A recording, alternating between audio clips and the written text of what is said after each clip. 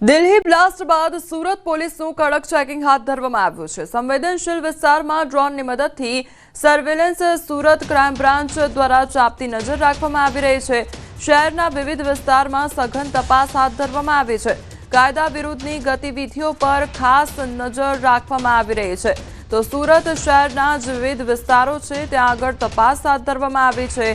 Delhi blast બાદ સુરત પોલીસનું checking હાથ ધરવામાં આવી રહ્યું છે। વાહન ચાલકો તેમજ વાહનોની તપાસ હાથ ધરવામાં આવી છે।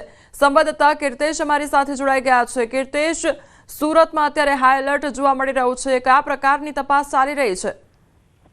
બિલકુલ જે પ્રકારની ઘટના દિલ્હીમાં બની છે, બ્લાસ્ટ થયા બાદ ગુજરાત જ્યારે આતંકવાદીઓના નિશાના પર છે તેને લઈને સુરત પોલીસ છેલ્લા 2 દિવસથી એલર્ટ મોડ પર જોવા મળી રહી છે। ખાસ કરીને ક્રાઇમ બ્રાન્ચ દ્વારા સુરતનું સ્ટેશન વિસ્તાર કે જે સુરત શહેરનું એન્ટ્રી અને એક્ઝિટ પોઈન્ટ છે ત્યાં આગળ સઘન ચેકિંગ કરવામાં આવી રહ્યું છે। ખાસ કરીને સુરતનો રાજમાર્ગ ભાગળ વિસ્તાર કે જ્યાં બંને કોમોના લોકો રહે છે, અનેક વખત બંને કોમોના લોકોના ઘર્ષણ થયા છે, સંવેદનશીલ વિસ્તાર છે, ત્યારે કહી શકાય કે ક્રાઇમ બ્રાન્ચની અલગ અલગ ટીમો બનાવી આ વિસ્તારોમાં ફૂડ પેટ્રોલિંગ, વાહન ચેકિંગ સાથે ડ્રોન દ્વારા સમગ્ર વિસ્તારનું સર્વેલન્સની કામગીરી કરવામાં આવી રહી છે। એટલે કે ઓવરઓલ જોવા જઈએ તો સુરત શહેર સુરક્ષિત રહે તેના માટે સુરત પોલીસ અલગ અલગ ટીમો બનાવીને કામગીરી કરી રહી છે। ગઈકાલે સુરત પોલીસ કમિશનર દ્વારા જે ભૂતકાળમાં સુરતમાં પગપાસને લઈ 15 જેટલા જે કેસો છે તેના તમામ આરોપીઓ પરની ગતિવિધિ પર ધ્યાન રાખવામાં આવી રહ્યું છે, તેમના પર સર્વેલન્સ રાખવામાં આવી રહ્યું છે અને તેની સાથે કનેક્ટેડ લોકો કયા પ્રકારની કામગીરી કરી રહ્યા છે તે તમામ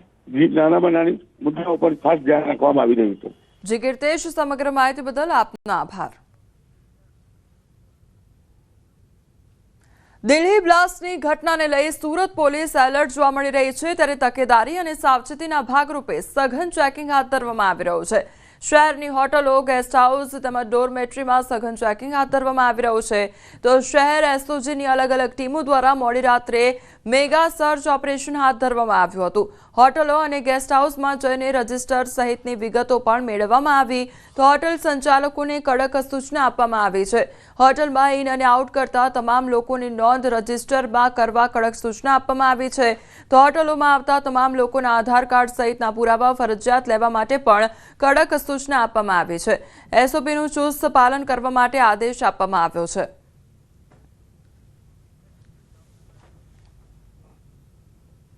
જામનગરમાં દિલ્હી હુમલા બાદ રેલવે સ્ટેશન પર સુરક્ષા વ્યવસ્થા તેજ કરવામાં આવી છે। જામનગરમાં રેલવે પોલીસ દ્વારા મુસાફરોનું સઘન ચેકિંગ હાથ ધરવામાં આવ્યું છે। તો આ ઉપરાંત રેલવે પોલીસ દ્વારા બોમ્બ સ્ક્વોડ અને સ્થાનિક પોલીસ સાથે રાખીને રેલવે સ્ટેશનમાં સઘન ચેકિંગ હાથ ધરવામાં આવ્યું છે।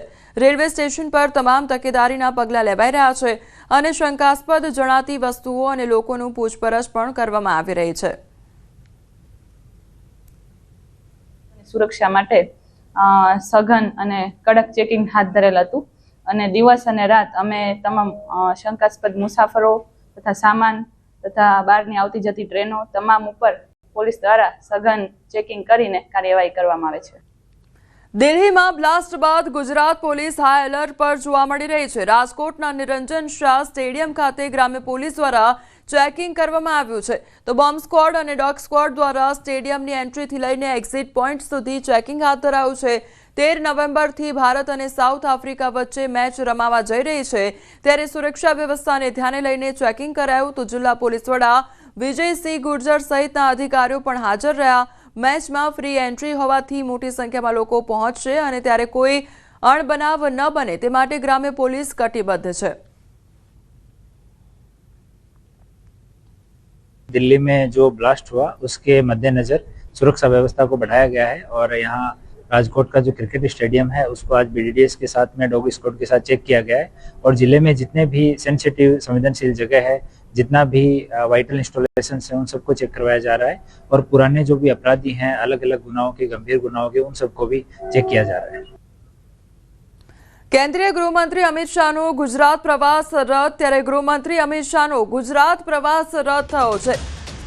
કાર્યક્રમમાં વિડીયો કોન્ફરન્સથી તેઓ જોડાઈ શકે છે।